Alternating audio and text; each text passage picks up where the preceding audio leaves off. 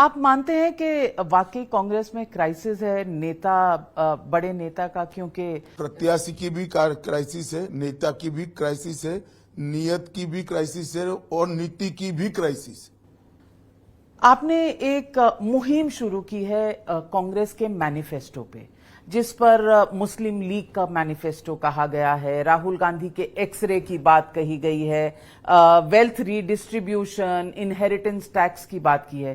Congress party कहती है कि ऐसा कुछ भी उन्होंने मैनिफेस्टो में लिखा नहीं है, बीजेपी भ्रम फैलाती है। मुझे एक बात समझाइए नाविका जी, पर्सनल लॉ का मतलब क्या है?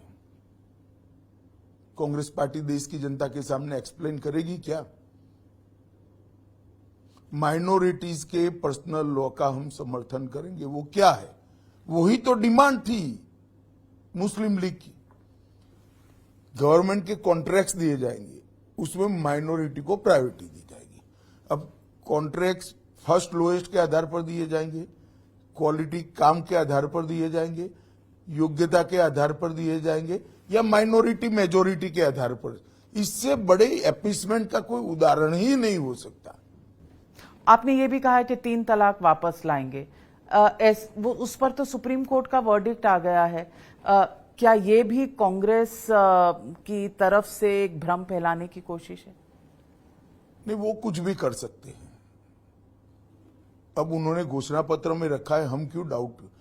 मैं देश की जनता को पूछना चाहता हूं कि इस देश में ट्रिपल तलाक अभी भी होना चाहिए क्या?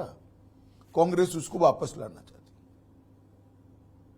देश की जनता को तय करना है, क्या देश शरिया के आधार पर चलेगा? क्या देश की जनता को तय करना है। राहुल गांधी की मंशा स्पष्ट है।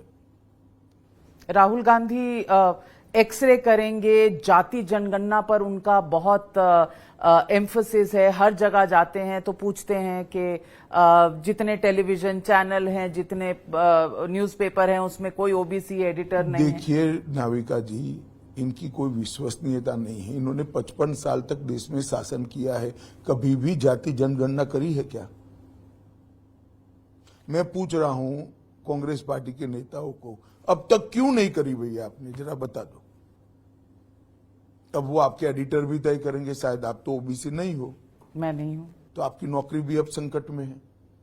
उनकी तरफ से तो बहुत देर से संकट में, बॉयकॉटेड हूं। नहीं, बॉयकॉटेड छोड़ दो, अब ओबीसी के मुद्दे पर।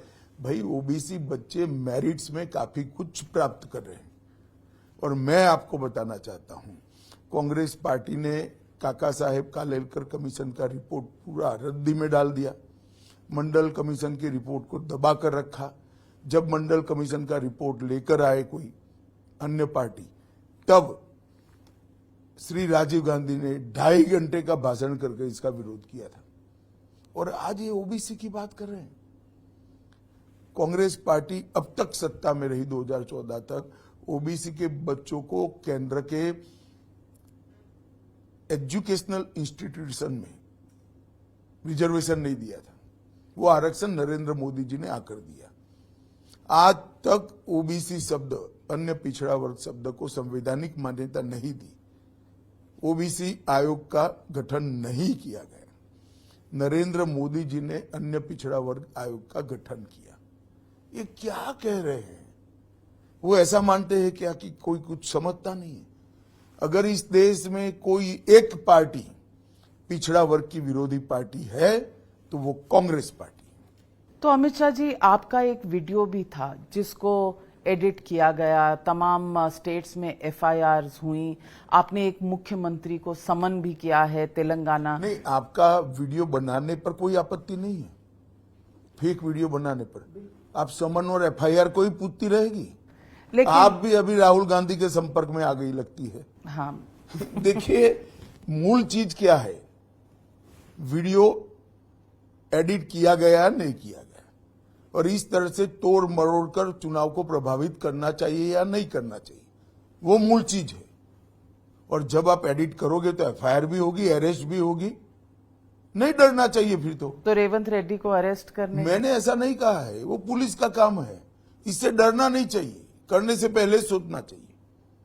तो इसके आपके पास सबूत हैं, एविडेंस है कि ये जानबूझकर किया गया था और कांग्रेस पार्टी द्वारा किया गया था? नहीं, वीडियो अपने आप एडिट होता है क्या कभी? मैंने तो नहीं सुना भाई ऐसी कोई टेक्नोलॉजी आई कि वीडियो अपने आप एडिट हो जाएगा। जानबूझकर ही किया गया है और ये तो जांच का सब्जेक्ट है, पुलिस जांच करेगी, जांच को कोऑपरेट करना चाहिए। और फिर कहेंगे नहीं नहीं नहीं हम पर एजेंसियां आ गई, ये आ गई, वो आ गई, फला आ गया, टिका आ गया, रोने लगेंगे। तो भाई एडिट क्यों किया? अब कोऑपरेट करिए एजेंसीज को।